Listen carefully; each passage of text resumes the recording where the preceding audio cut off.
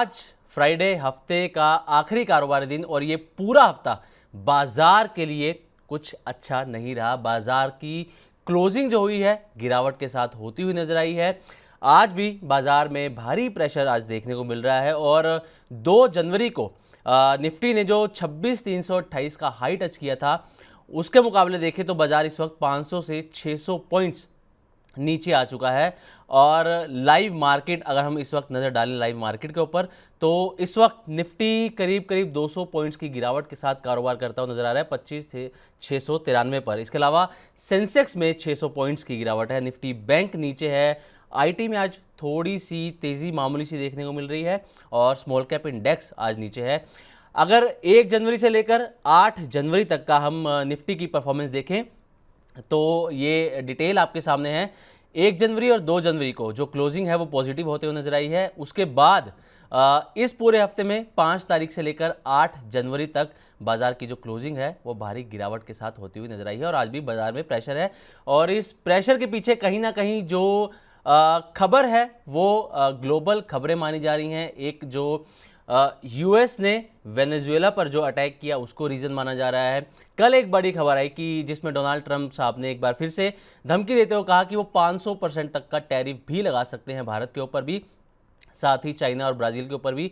और इसी के साथ आज एक और इंडिया यूएस ट्रेड डील को लेकर बड़ा अपडेट आया है। और अपडेट ये है दरअसल जो यूएस के कॉमर्स सेक्रेटरी हैं उन्होंने कहा है कि पीएम मोदी की डोनाल्ड ट्रंप के साथ ट्रेड डील को लेकर कोई भी बातचीत नहीं हुई है, ना ही कोई फ़ोन कॉल अब तक हुई है। इसके बाद भी बाज़ार में प्रेशर एक देखने को मिल रहा है। अगर सेक्टर वाइज देखें तो सिर्फ आज पीएसयू बैंक 1% ऊपर है, डिफेंस में आधे % की तेज़ी है, ऑयल एंड गैस और आईटी इनमें मामूली तेज़ी नज़र आ रही है। बाकी ओवरऑल मार्केट देखें तो आज गिरावट देखने को मिल रही है। और अब एक बार नज़र डाल लेते हैं अब तक के गेनर्स और लूजर्स बाजार में कौन से रहे हैं, फिर हम अपने एक्सपर्ट से बाजार के बारे में डिटेल में बातचीत भी करेंगे। तो सबसे पहले हम नज़र डालेंगे अभी तक के जो निफ्टी के गेनर्स हैं इस पर एक बार नज़र डाल लेते हैं। तो निफ्टी गेनर्स में जो आज टॉप पर हैं उसमें पहला नाम आता है एशियन पेंट्स का, इसके बाद इटर्नल, HCL टेक, ONGC और BEL ये निफ्टी के गेनर हैं। निफ्टी लूजर्स में Adani enterprises, ICICI bank, max health care, NTPC का नाम शामिल है। मिड कैप गेनर्स की अगर बात करें तो नेल्को, अशोक लेलैंड और इसके अलावा BHEL के साथ साथ और कई शेयर इसमें शामिल हैं। मिड कैप लूजर्स की बात कर लेते हैं तो ABB पावर इसमें शामिल है। गोदरेज प्रॉपर्टीज़ आज मिड कैप लूजर में शामिल है।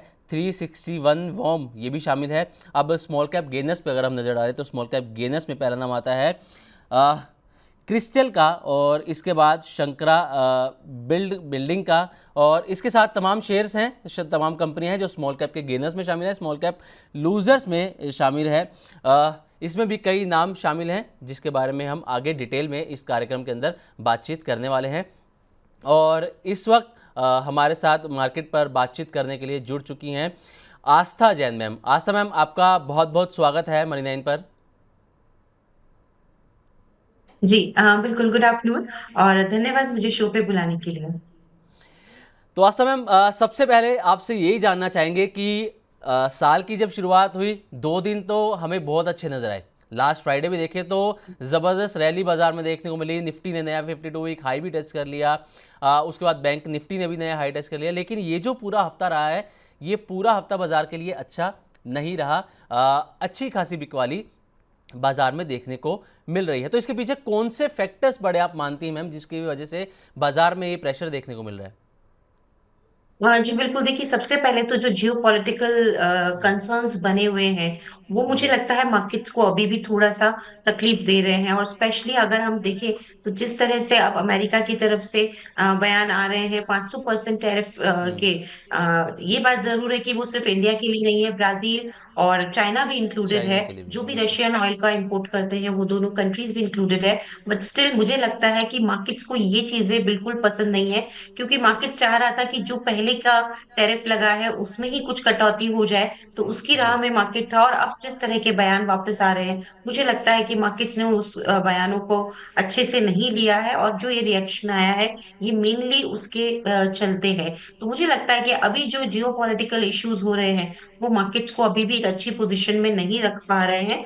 और आगे जाते हुए अब एक इम्पोर्टेंट जो अब रहेगा इवेंट, वो पहला तो हमारी अर्निंग्स रहेंगे जो कि Q3 ऑफ FY 26 के डिक्लेयर होना चालू हो जाएंगे। और दूसरा बजट पे निगाहें रहेंगी। अगर इन दोनों ही तरफ से कुछ रिलीफ मार्केट को मिलता है तो फिर हो सकता है कि मार्केट थोड़ा सा पॉज लेने की कोशिश करे, जो ये फॉल हमने लगातार, और आज का अगर हम गिने तो पांचवा ट्रेडिंग सेशन है जहां हम एक लगातार कंसेक्यूटिव फॉल देख रहे हैं। एक भी दिन ऐसा नहीं गया जहां हमें राहत मिली हो। अगर मैं निफ्टी की बात करूं तो बिल्कुल ये जो मार्केट का फॉल आया है, इसका अभी भी मुझे लगता है कि थोड़ा और ये गिर सकता है। अब अगर अर्निंग सीजन की तरफ से कुछ पॉजिटिव सरप्राइजेस निकलते हैं तो वो मार्केट की ये जो गिरावट है ये थामने में थोड़ा कामयाब होंगे। और दूसरी तरफ जियो पॉलिटिकल इश्यूज अगर कुछ ईज आउट होते हुए नजर आए तो वो भी मार्केट की ये गिरावट को थामने में मदद कर सकते हैं।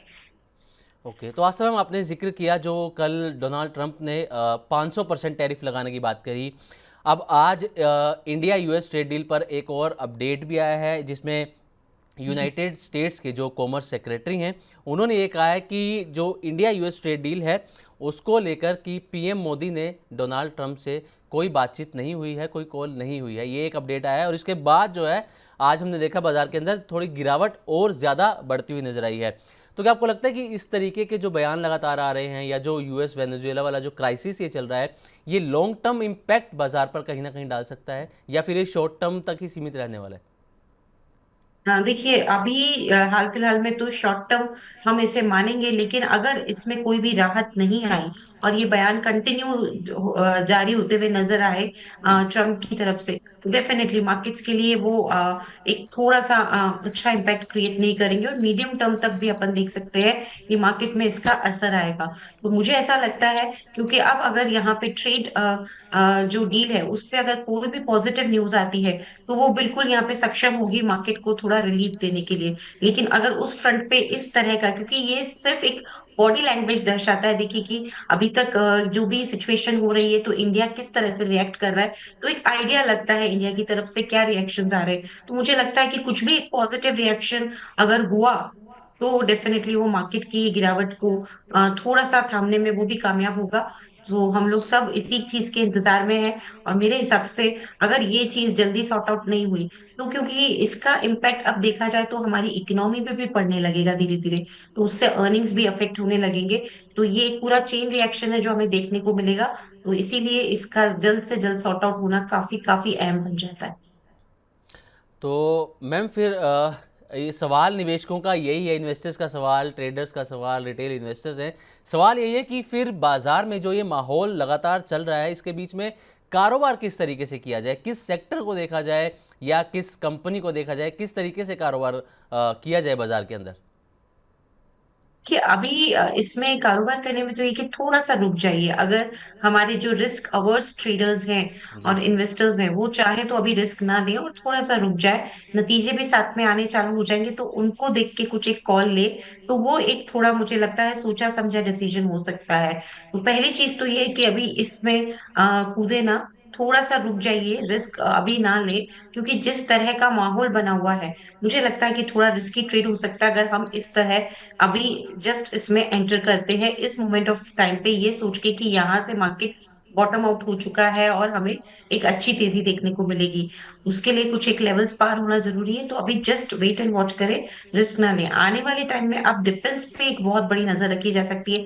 जैसे आपने सेक्टर्स के लिए पूछा, तो मुझे लगता है डिफेंस सेक्टर एक काफी इंपॉर्टेंट सेक्टर हो सकता है, और बजट में भी एक बड़े अनाउंसमेंट्स हमें यहाँ पे देखने को मिल सकते हैं, क्योंकि हम देख रहे हैं जिस तरह से यूएसए भी अपना डिफेंस का बजट बढ़ा रहा है, और जिस तरह का माहौल अभी बना हुआ है, सभी कंट्रीज अब अपने डिफेंस को लेके काफी सतर्क हो गए हैं, बजट्स बढ़ाए जा रहे हैं। तो मुझे लगता है कि भारत में भी शायद हम बजट में एक डिफेंस सेक्टर पे अच्छा यहाँ पे एक अमाउंट आते हुए देखें।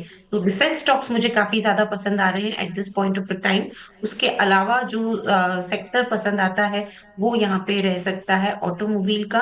तो दूसरा सेक्टर यहाँ पे ऑटोमोबाइल का है जहां नजर बनाई जा सकती है, और तीसरा सेक्टर यहाँ पे बैंक्स का रह सकता है। ओके, बैंक्स, ऑटोमोबाइल सेक्टर और डिफेंस के ऊपर नज़र आप बनाकर रख सकते हैं। तो चलिए मैम, बाज़ार के बारे में हम आगे बातचीत करते रहेंगे। इस वक्त हमारे दर्शकों के, क्योंकि लाइव सवाल हमारे पास लगातार आ रहे हैं, तो इस पर हम बातचीत कर लेते हैं। और अगर आप भी हमारा शो लाइव देख रहे हैं और आप चाहते हैं कि हम आपका सवाल अपने एक्सपर्ट से लाइव पूछें, तो आप हमें अपना सवाल भेज सकते हैं। हमारा व्हाट्सएप नंबर है 9311121874। इस पर आप अपने सवाल भेज सकते हैं। इसके अलावा money9query@tv9.com इस पर भी आप हमें अपने सवाल भेज सकते हैं और अपना सवाल थोड़ा सा हमें डिटेल में लिखकर भेजिएगा, ताकि हम अपने एक्सपर्ट से उसके बारे में अच्छी जानकारी, पूरी जानकारी लेकर आप तक उसको पहुंचा सके। इसके अलावा अगर आप मनी9 के प्राइम मेंबर बनना चाहते हैं, तो प्राइम मेंबर बनने के लिए आपके पास 3 ऑप्शन हैं और तीनों ही ऑप्शन आपको आपकी स्क्रीन पर नजर आ रहे हैं। आप अपने बजट के अकॉर्डिंग तीनों में से कोई भी ऑप्शन सिलेक्ट कर सकते हो। जो फैसिलिटीज़ आपको इसमें मिलने वाली हैं वो आपकी स्क्रीन पर आपको यहाँ पर नज़र आ रही है। तो आपके पास मौका है मनी9 के प्राइम मेंबर बनने का। इसके अलावा राधिका गुप्ता, जो कि बाज़ार का जाना माना नाम है, बहुत लोग उनको फॉलो करते हैं, वो मनी9 पर एक्सक्लूसिव आने वाली हैं। क्या कुछ कह रही है राधिका गुप्ता, ये जानिए। Expectation Radhika, in your words क्या हो सकते हैं? इन्फ्लेशन के ऊपर आपका पोर्टफोलियो आपको 4-5% रिटर्न दे रहा है, तो ये एक्चुअली प्रियंका बिल्कुल बुरा आउटकम नहीं है किसी कंज्यूमर के। Copper is the new silver, ये सारे लोग कह रहे हैं, इस पर आपका क्या व्यू है? जब इक्विटी बुरा करती है, जब दुनिया में वॉलेटिलिटी आती है, तो गोल्ड एंड सिल्वर अच्छा करते हैं। लार्ज कैप का ये जलवा जारी रहेगा या मिड कैप और स्मॉल कैप की हम कमबैक देख सकते हैं? मिड कैप कंपनीज बहुत सेगमेंट्स में मार्केट लीडर्स ही मिड कैप है। और अंदर स्कीम कौन सी होगी 2026 में, ये तो बता दीजिए। हाइब्रिड स्कीम होंगी और सिर्फ होगा इन्वेस्टर की मिस्टेक 1 ईयर परफॉर्मेंस ऑब्सेशन, जो हम हर साल करते हैं। तो 2026 का मंत्र राधिका का क्या रहेगा? Keep calm and sit through the interval.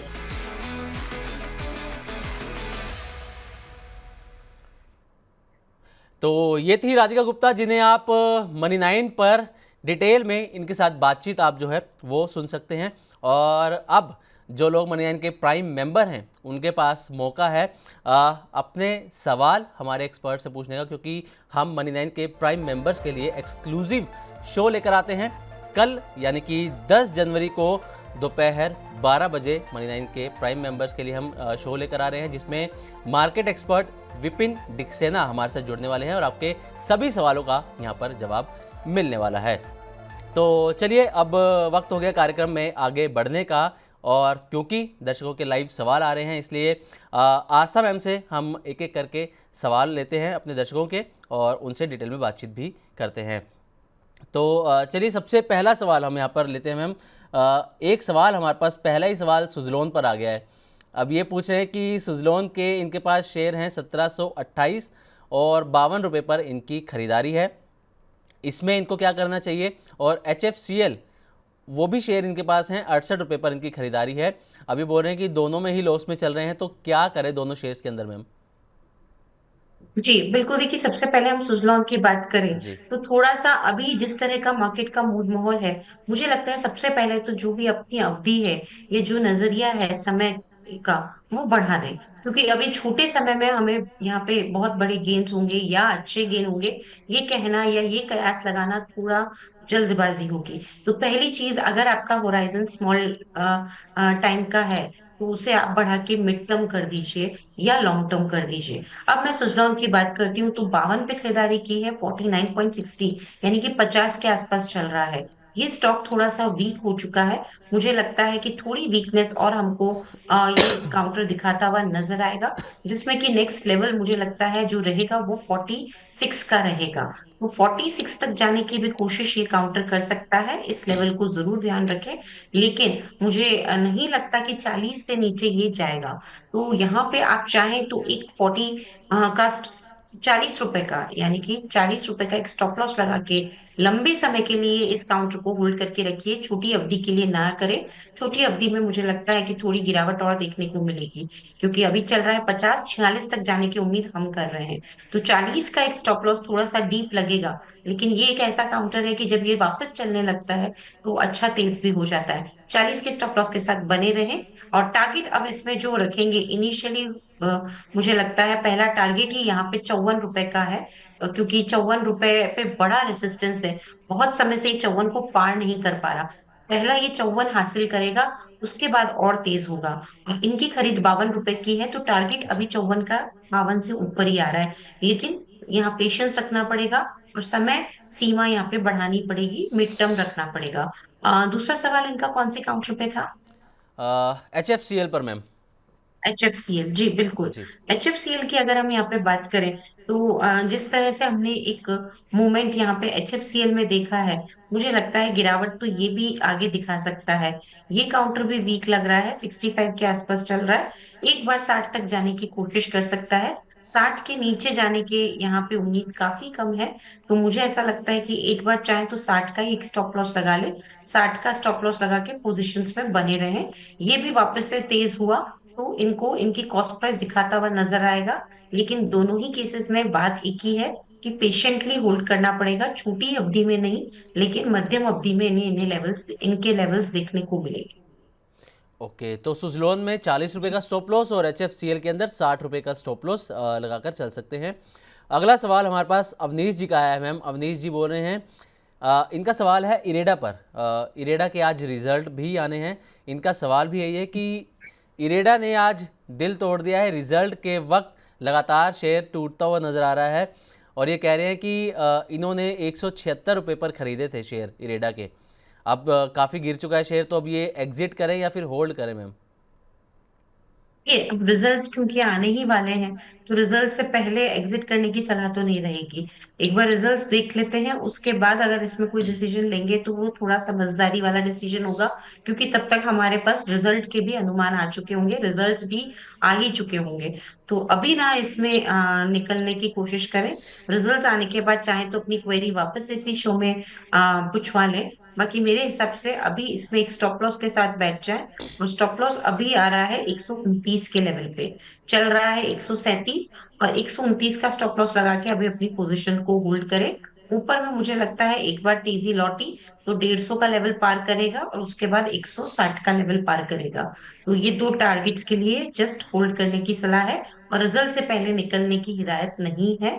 मेरे को लगता है एक बार रिजल्ट देखने के बाद ही कोई डिसीजन ले बेटर रहेगा। ओके अवनीश जी, रिजल्ट जी देखने के बाद ही कोई डिसीजन लेना इरेडा के अंदर ठीक रहेगा। फिलहाल आपको होल्ड करने की सलाह इसमें रहेगी। अगला सवाल मधु जी का है। मैम ये पूछें कि ICICI AMC इसमें एंट्री लेवल बता दीजिए कि किस लेवल पर इसमें एंट्री करनी चाहिए। जी, बिल्कुल। ICICI AMC की बात करें तो वैसे तो देखिए अभी चार्ट काफी लिमिटेड है, क्योंकि ये नया स्टॉक अभी अभी जस्ट लिस्ट हुआ है। लेकिन मुझे ऐसा लगता है कि अगर एंट्री करनी हो तो 2500, 2550, यानी कि अभी यहाँ से 100 रुपए नीचे, वहां पे एक एंट्री करने का ध्यान रखें, अभी रुक जाए। ओके, तो अभी रुकने की सलाह रहेगी। 2550 पर एंट्री करने की यहाँ पर एडवाइस दे रही हैं आस्था मैम। चलिए अगले सवाल की तरफ बढ़ते हैं मैम। तो अगला सवाल हमारे पास आया है कि खैर इनका सवाल तो ये है कि समझ नहीं आ रहा बाज़ार के अंदर हो क्या रहा है, बाज़ार के अंदर किया क्या जाए। हालांकि हमने शुरुआत में इसके ऊपर बातचीत भी कर ली है कि बाज़ार में किस सेक्टर पर आप आने वाले दिनों में फोकस कर सकते हैं। खैर आगे अगला सवाल लेते हैं। अंकित जी का सवाल है मैम, ये पूछें कि ऑयल एंड गैस सेक्टर पर एडवाइस कीजिए, क्या इस सेक्टर में पैसा लगाना ठीक रहेगा इस वक्त? ये ऑयल एंड गैस सेक्टर की बात करें तो मुझे लगता है कि इस वक्त पैसा लगाना ठीक नहीं रहेगा। थोड़ा सा अभी जिस तरह से हम शुरू से ही चर्चा कर रहे हैं, जब से ये शो स्टार्ट हुआ है, कि जो पॉलिटिकल इश्यूज यहाँ पे काफी ज्यादा वजन रख रहे हैं, मार्केट्स में भी, स्टॉक्स पे भी। तो वो एक मेजर चीज है जिसकी वजह से ऑयल की कीमतें दोनों तरफ के मूव्स दिखा सकती है। तो इतना वॉलेटाइल जब भी माहौल होता है तो उसमें एंट्री करना थोड़ा सा मुझे लगता है कि ये एक सही चीज नहीं रहेगी। तो अभी रुक जाएं, अभी इस पॉइंट ऑफ टाइम पे ऑयल एंड एनर्जी के स्टॉक्स में एंटर ना करें। ठीक है, अभी इस सेक्टर में एंट्री करने की सलाह अंकित जी आपको नहीं दी जाती आस्था मैम की तरफ से। राहुल जी ने अगला सवाल हमें भेजा है। राहुल जी पूछ रहे हैं कि रिलायंस इंडस्ट्रीज़ में और संधार टेक में किस लेवल पर मैम बाय कर सकते हैं दोनों शेयर्स को? जी, सबसे पहले रिलायंस इंडस्ट्रीज की बात करें, 1471 के आसपास चल रहा है। अगर बाइंग करने की इच्छा रखते हैं तो 1430 1440 के आसपास करें। ओके, और संधार टेक में मैम? और जी, संधार टेक की बात करें तो यहाँ पे मेरे हिसाब से बाइंग के जो मौके तलाशने हैं वो अभी इसमें आ रहा है 525 चल रहा है, 550 57 525 के जोन में बाइंग का मन बना है।